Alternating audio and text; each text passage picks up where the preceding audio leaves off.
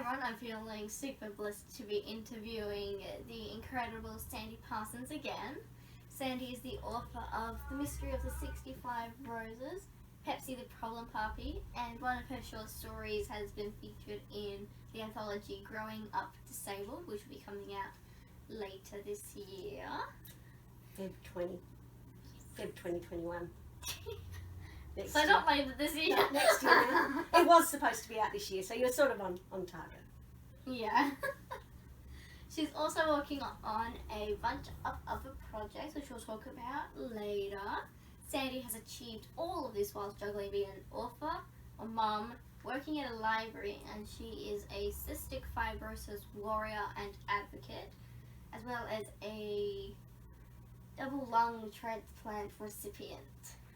I find Sandi to be inspirational because of all the things I have listed, but also because she encourages and supports the next generation of young writers, including me personally, and her book, The Mystery of the 65 Roses, talks about cystic fibrosis in a fun way, which makes it a little less daunting towards kids.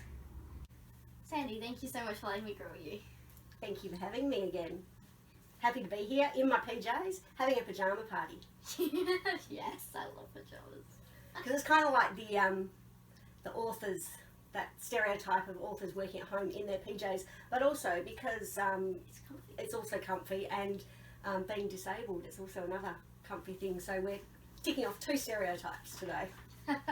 Proudly. Yes. I'm ready to get started. I am.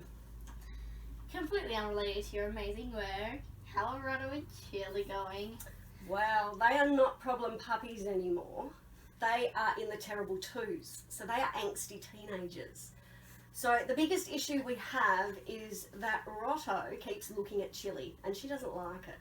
So she puffs up, her hackles go up and she gets all huffy. So I spend half of my time saying, Rotto, stop looking at Chili. She doesn't like it. And Chili, calm down. He's not even looking at you anymore. They're hilarious dogs. Apparently he's just a dirty, rotten looker. Now on to your incredible work. One of your short stories was featured in Growing Up Disabled. Could you tell us how you are feeling? It's such an incredible achievement. Yeah, look, that was, I suppose, a bucket list for me, is to have something in an anthology that was going to feature disabled writers, and to have the opportunity to be edited by Carly as well. That's another big thing. So that was pretty cool. I was pretty stoked to get in. It's an amazing achievement. It's an amazing anthology. Yeah, it's going to be really good. Can you tell us a bit about the story that you submitted to Growing Up Disabled? Well, you probably don't want to know much about the story I submitted because that's not the story that's in there. Carly actually read something else that I had written and sent me her phone number, and on the telephone call she said, would you consider changing your submission to this piece instead? And I went, oh, of course I would. I mean, that's not what I'm saying in my head. I'm saying much more sweary. But yeah, out loud I'm going, yes, of course I would. On the inside there was a totally different happy dance happening. So the story that's actually in Growing Up Disabled it's snippets of memory, and it starts with taking my best friend, my ball dress, to her hospital room and dressing her up to have the photos because she didn't get to go to the ball. And then we have all the snippets of memory that happened until, well, not all of them, lots of them ended up on the cutting room floor, until she died. So the first half of the piece is essentially about my physical growing up. And the second part of the story focuses on my journey after Julie died. And it's about my emotional growing up as I went through that same transplant process, and what I learnt emotionally, and about the things that I wished I could ask her, but I couldn't. Oh. I'm sure it's a really beautiful story, and I'm sure she would have loved it. Yeah, I think so. She actually politely demanded in the way that she had, that I write about her before she died, and I think she would have been pretty happy with the result. I was lucky enough to read your amazing manuscript for the Ned Head Heist, and it's incredible. Thank you. Where do you get the inspiration for the characters? Originally, the characters were a continuation of those that were introduced in The Mystery of the 65 Roses, but they evolved as the manuscript evolved. So they became Josh and Dara, and their needs and wants are obviously opposing. Dara wants to fit in, and she doesn't want to be the girl that's different, the girl that has cystic fibrosis who is different, and you know, the girl who is labelled. And Josh just wants a friend, but Dara doesn't want Josh as her friend. So it's partly about her learning that the friends you want are not always the friends you need. And the second part is, I suppose, a journey that a lot of people with chronic illness have, and that's, you want to be seen as normal, but it affects so much of what you do that eventually it leaches into everything. And I always found that I could never keep that a secret, and I needed friends who would accept me the way I am, not because of who I was pretending to be. That's a really incredible idea for your stories. And yeah, I could definitely tell that when I was reading it. Can you give a bit more of the plot away without too many spoilers, of course? Yes, the story's about friendship, but the plot is more about, they've gone to the museum and they've seen Ned Kelly's death mask, and then someone steals it. And Josh is pretty sure that it's his new art teacher, Miss Izoba. And Dara's a bit like, well, teachers don't run around stealing historical artefacts. So it's about trying to figure out who actually stole Ned's head. That's really cool. I can't wait to see it in book form. Me either. So at the moment it's on submission to a couple of different publishers, so we're in that cross our fingers stage. Well, it's amazing, and I'm sure it's going to get chosen. Hopefully. Fingers crossed. Fingers crossed. You were involved in the Human Library project last year. Maybe tell us a bit about that. So, I'm a volunteer for the Human Library. I've done it also before for the Disrupted Festival. And being a human book at the very base level is about having a conversation with someone else. So it's a chance to ask those questions that you normally wouldn't get to ask people. It's a chance to hear about a different side of things. So I tell my story of organ donation and my life with cystic fibrosis before and after, and it gives the people who are reading me as a book the chance to ask questions that they might have always wanted to ask, but they don't feel comfortable. Maybe they're a taboo question that they're thinking, oh, I can't ask that. But in this scenario, it's perfectly acceptable to ask. So that's really cool. So people can learn a bit more about your experience. Yeah. And the chance to ask the questions, that's pretty important too. Yeah, because we need to kind of remove that That barrier and the taboo. Yeah. We spoke about this earlier in the year, how a lot of things haven't changed that much with going into lockdown due to us always trying to avoid germy people anyway. It's much more important for you with cystic fibrosis than for me, but I can also sort of understand that. What are some of the good things you've noticed with the lockdowns or having to stay inside? I suppose just before lockdown is the one thing that was really good from my point of perspective as someone who has respiratory illness, is people were actually doing the right thing for the first time. They were staying away from each other, they were washing their hands, they were using sanitizer, and now they're relying a little bit too much on our hard border, and that seems to have dropped by the wayside. But what started during the lockdown that for me has been particularly a benefit is all the access to the online, whether it be author talks, whether it be PDs, and it opened up a whole world of opportunities. And often for people who are disabled, it's not actually the attending the PD. Sometimes it's the effort to get there. I can, when I'm having medication side effects, I can be the most wiggly person in the room. I'm very hard to sit behind because I don't sit still. So the opportunity to be able to listen and participate in these events, but having the camera off so I'm not distracting anyone else other than me, as well as the access to things I wouldn't normally have, has been phenomenal. What about you? What have you found? Yeah, the online stuff. Because now I can join in courses over the Eastern States. Yeah, there's been such a range of stuff coming from the Eastern States. It's been so accessible that I've really enjoyed some of that. And Yeah. I hope that it continues. Yeah, me too. Because amazing courses now. Yeah. So that's a really good benefit to it. Benefit?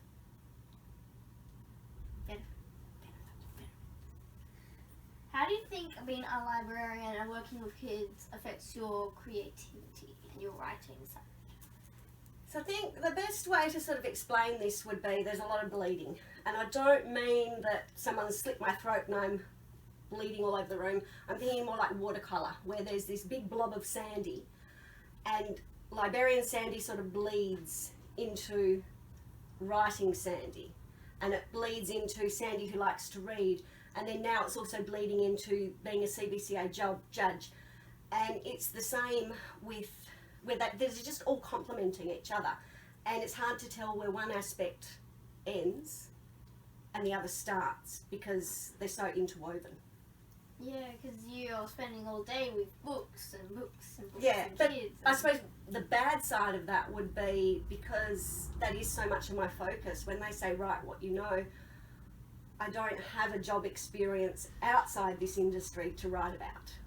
Yeah. So Yeah. that would be nice at times to have had this amazing career that would had given me all these other things, but I know Books books. are most I know books. Yeah.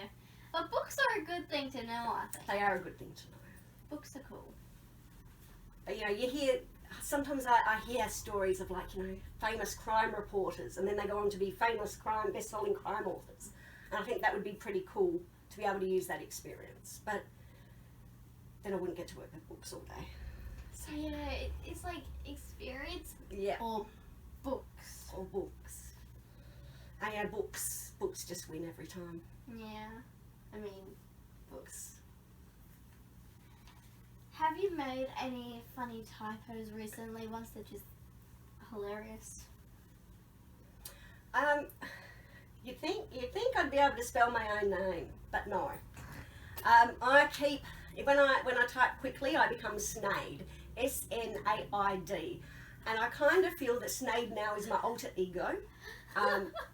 He or she is the villain in some story, and one day I will write about this Snaid. But yeah, my own name is my most common and worst typo. What about you?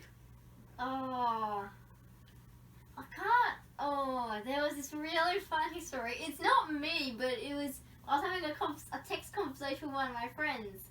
I'm not gonna list their name, but we were having a conversation. We were talking about D&D, and we were talking about something, and it auto-corrected Beastmaster into Breastmaster.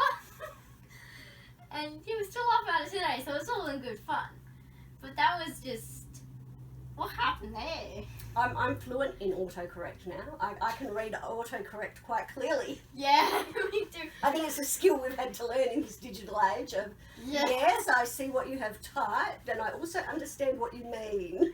Well, I'm going to change it to something completely different. Yeah. Now on to the speed question. Speed questions. Okay, come at me. What are you writing at the moment? I'm writing a chapter book about a family, and my character, Rainbow Bleak, has an older sister who shares the same dad, and she has a younger sister who shares the same mum. But this family doesn't do things in halves, they count in whole numbers. So she has two sisters.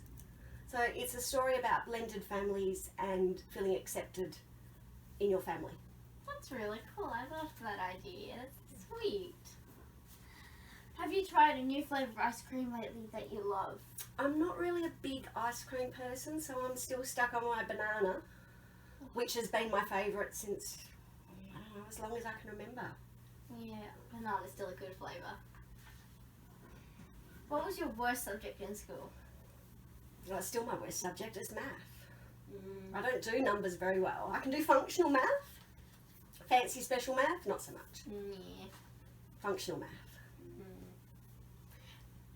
Which character do you or have you had a crush on? It would have to be Mia Corvere from Nevernight. Ooh, I've never seen that. No, that's not for you yet. There's murder and there's smut and there's more murder and more smut and yeah. Yeah, I'll say that's when I'm older. Yeah, you need to be older for that one. But My older when you're books. there, I'm pretty sure you might join me on that crush because she's pretty awesome. and then we can have a Mia Corvere conversation. Yes. Who was your favourite or most inspirational author this year? I mean, that's a hard question because I've got lots of favourite authors, I've got lots of inspirational authors, but it's going to have to go back to being J. Christoph for creating Mia Corvere. Because, I'm a little obsessed. Would you prefer to be isolated on an island or in a forest? Which one doesn't have snakes? Both of them probably do. I don't know. I want the Forest is not- snake-free option. If I'm getting a choice about where I'm getting stranded, I want the Forest snake... has a higher chance of snakes, so probably an island. Then I'll have to go with the island. Yeah, snakes are. Yeah. Ooh, don't like them. What's the weirdest place or thing you've got inspiration from? I don't know if it's a weird place, but I have a story that's been brewing for maybe 15 years, and it's based on an empty block that had no fence, but the gate was locked. Oh, Mm. that's interesting. I like So, of course, the question is, why is that gate locked if there is no fence? Ooh, I like that. So, yes, an empty block is kind of a bit weird, but it's not really. Yeah, but still, it's pretty mysterious. It is mysterious. If you could live in any book, which one would you just love to live in? I don't know. Books are pretty dangerous. Have you read any lately? Yeah. Yeah, it's like good things don't exactly always happen in these books. There's wizards and dragons and